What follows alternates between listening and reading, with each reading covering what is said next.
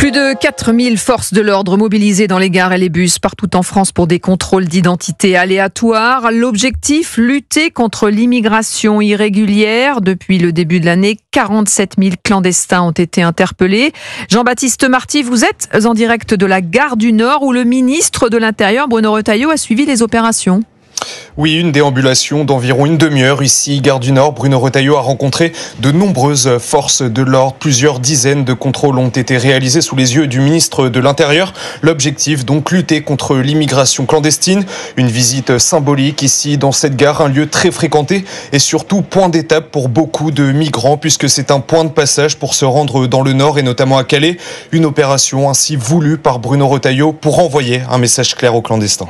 Le signal, c'est de dire à tous les candidats à cette immigration irrégulière et donc à la fraude, ne venez pas en France. Nous n'accepterons rien. C'est la tolérance zéro.